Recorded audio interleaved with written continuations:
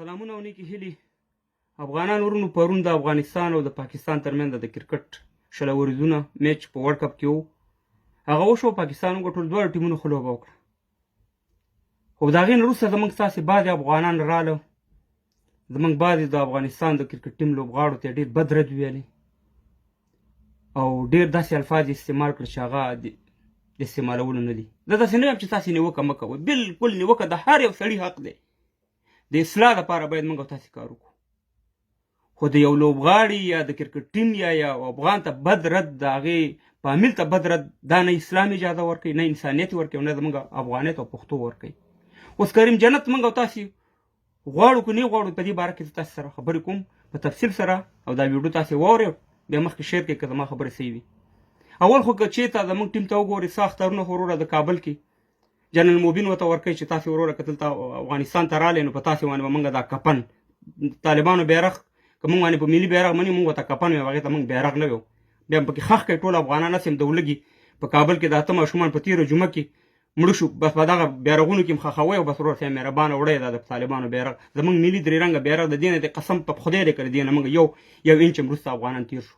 نن هم په بیسودو کې تاسې دوه افغانان په واده کې په یو ساعت باندې شهیدان کړي، په جلال آباد ننګرهار کې، او 10 هم زخمیان کړي دي. نو په دې باندې به انشاءالله بیا خبرې کوو.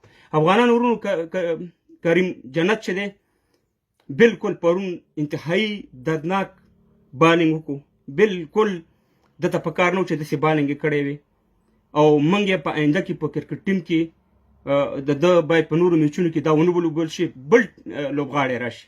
او همداسې اصغر ستانکزی هم د خپل ځان په باره کې فکر سوچ وکړي چې آیا د ځای جوړېږي که نه جوړېږي. ځکه 20 اوریزونو میچ چې دی 2020 دا د ینګ ځوانانو د 25 کال عمر کې هغه خلکو له پکار دی.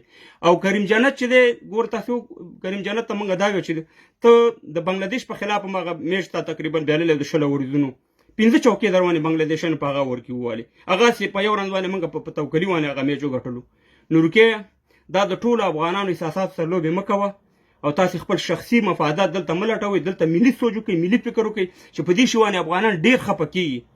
او ته نه کوم پاس بالري چې موږ دا ویو چې یاره د شارجه یا د دوبۍ د وکټې داسې دي افغانان ورونو چې دا اکثر له دې کې 2 رقمه بالر کامیابېږي، یا ښه فاست بالر لکه شاهنشاه افریدی د پاکستان چې و، یا حارث سهیل چې د پاکستان هغه دغه دی چې 150 155 کې بالشتو.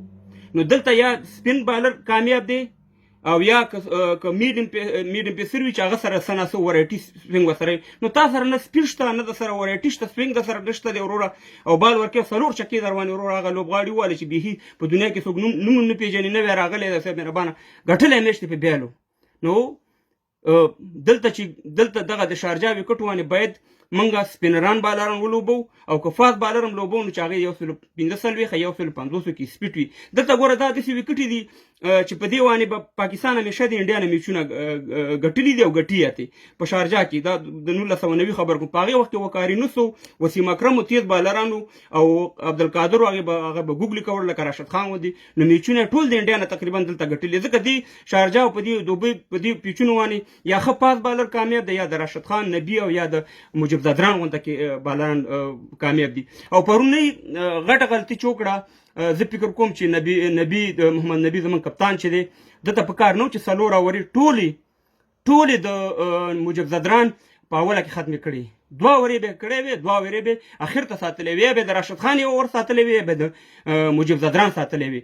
نو ځکه د پاکستان بیټسمینانو ځان د راشد خان او مجب زدران نه ساتلو، او به ګلبدین نایب ته په کار چې د کریم جنت په ځای باندې بالینګ ورکړ شي. ګوره په 2019 ورلډ کپ کې چې دلته په انګلینډ کې میچ و د 500 اوریزو، په هغه وخت کې سمیع الله شینواري بالینګ کو، ښه سوینګ یې کو، ګلبدین نایب راغی واورې واغوستو لاړو، ټول میچ موږ په پاکستان بیلو. نو هغه وخت کې ګلبدین نایب ته ضرورت نه و، مګر پرون ګلبدین نایب ته ضرورت و چې دته بالینګ دته ورکړی وي. دته کریم جنت ورته معلوم و چې مخکې هم ټسېدلی او ټسېږي. نو موږ ته هغه لوبغاړي په کار چې دلته موږ ته یو کارکردګي وښیي د سباني میچ لپاره موږ په نبي جان د کرکټ بورډ او په رئیس ټولو باندې غږ کوو چې په ټیم کې تبدیلي وکړه. اصغر افغان دې په ځان باندې تجربه لري، ایکسپیرینس لري، سوچ دې وکړي چې زما ځای جوړېږي که نه جوړېږي، چې یو بل ینګ دغه ته هلک ته چانس ورکړي. او کریم جانید خو بالکل حق نه لري چې نور په دې میچونو کې ولوبېږي، ځکه چې ګټلی میچ ته واغوستو زموږ د لاس نه دې پاکستان ته ورکړو.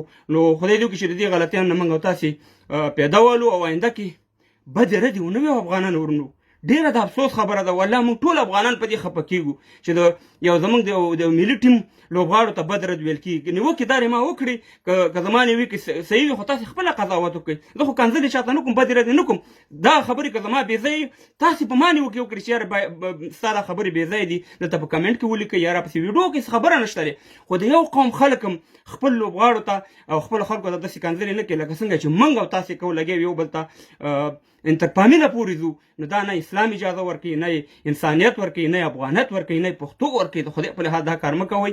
او هسې زموږ لوبغاړي د هغې طرف نه فشار دلته مختارونه د افغانستان د طرف نه ورکول کېږي او دلته ورپسې موږ هم کنځلې وکړو. نو اخر خربانان به څه کوي؟ نو د دې په خاطر باندې امید هم دی چې موږ ته اوس ډېر ښه چانس دی. که سبا موږ میچ وګټلو نو موږ تقریبا په پوینټ باندې اوس هم د پوینټ او په ریم ریټ باندې پاکستان پسې دویم نمبر وي. موږ انشاءالله امید شته دی چې سیمي فاینل ته وځو. دعا به کوو تر اخري سلګو پورې به خپل ټیم سپورټ کوو. وخت لا ډېر دی، داسې نه چې یو میچ موږ بیلو په دنیا ورانه شوه. ډېر ټیمونه انډیا بیلاروس بېنلو، نیوزیلینډ بېنلو، ډېر ټیمونه ویسټ انډیز دا تقریبا څو میچونه بیلو، بنګلادیش بیلو، نو سریلانکا بیلو. نو لږ حوصله کوئ او د چوکاټ کې لږ چلیږئ، ځکه د لږه خوشحالي موږ ته ابل رسومره خوشحاله و. او پرون چې میچ بیل ټول بعضې کسانو راله کنځلې او بدې ردې. همیشه به خپل ملي ټیم خپل اتلان سپورټ کوو. زنده باد افغانستان، زنده باد افغانستان. دا درې رنګه ملي بیرغ چې څوک یې نه مني افغان نه دی.